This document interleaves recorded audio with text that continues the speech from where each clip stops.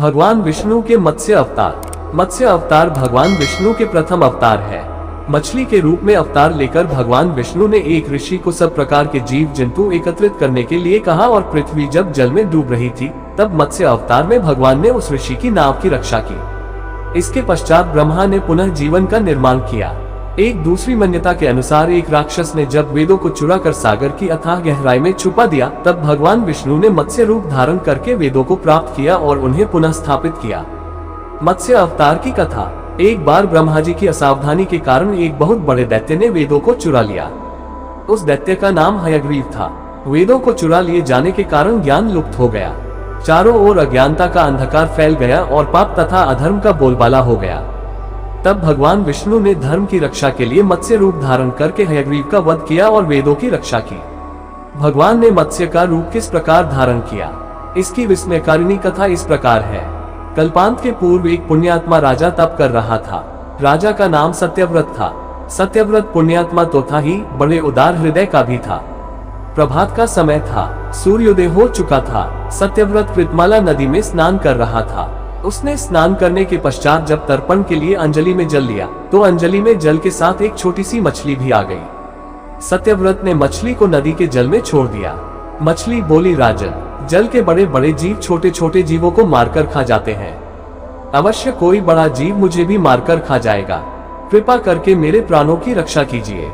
सत्यव्रत के हृदय में दया उत्पन्न हो उठी। उसने मछली को जल से भरे हुए अपने कमंडलू में डाल लिया। तभी एक आश्चर्यजनक घटना घटी। एक रात में मछली का शरीर इतना बढ़ गया कि कमंडलू उसके रहने के लिए छोटा पड़ने लगा। दूसरे दिन मछली सत्यव्रत से बोली, राजन, मेरे रहने के लिए कोई दूसरा स्थान ढूंढिए, क्योंकि मेरा शरीर बढ़ गया है। मुझे घूमने फिरने में बड़ा कष्ट होता है। सत्यव्रत ने मछली को कमंडलू से निकालकर पानी से भरे हुए मटके में रख दिया। यहाँ भी मछली का शरीर रात भर में ही मटके में इतना बढ़ गया कि मटका भी उसके रहने के लिए छोटा पड़ गया। दूसरे दिन मछली पुनः सत्यव्रत से बोली, राजन, मेरे रहने के लिए कहीं और प्रबंध कीजिए, क्योंकि मटका भी मेरे रहने के लिए छोटा पड़ रहा है। तब सत्यव्रत ने मछली को निकालकर एक सरोवर में डाल किया, किंतु सरोवर भी मछली के लिए छोटा पड़ गया। इसके बाद सत्यव्रत ने मछली को नदी में और फिर उसके बाद समुद्र में डाल दिया। आश्चर्य, समुद्र में भी मछली का शरीर इतना अधिक बढ़ गया कि मछली के रहने के लिए वह छोटा पड़ गया। अतः मछली पुनः सत्यव्रत से बोली, राजन, ये समुद्र भी मेरे रहने के लिए उपयुक्त नहीं है। मेरे रहने की व्यवस्था कहीं और कीजिए। अब सत्यव्रत विस्मित हो उठा। उसने आज तक ऐसी मछली कभी नहीं देखी थी। वह विस्मय भरे स्वर में बोला, मेरी बुद्धि को विस्मय के सागर में डुबो देने वाले आप कौन हैं? मत्स्य रूपधारी श्रीहरि ने उत्तर दिया, राजन, हयग्रीव नामक दैत्य ने वेदों को चुरा लिया है। जगत में चारों ओर अज्ञान और अधर्म का अंधकार फैला हुआ है। मैंने हयग्रीव को मारने के लिए ही मत्स्य का रूप धारण किया है। आज से 7वें दिन पृथ्वी प्रलय के चक्र में फिर जाएगी। समुद्र उमड़ उठेगा, भयानक वृष्टि होगी, सारी पृथ्वी पानी में डूब जाएगी। जल के अतिरिक्त कहीं कुछ भी दृष्टिगोचर नहीं होगा। आपके पास एक नाव पहुंचेगी। आप सभी अनाजों और औषधियों के बीजों को लेकर सप्त ऋषियों के साथ नाव पर बैठ जाएगा। मैं उसी समय आपको पुनः दिखाई पड़ूंगा और आपको आत्म तत्व का ज्ञान प्रदान करूंगा।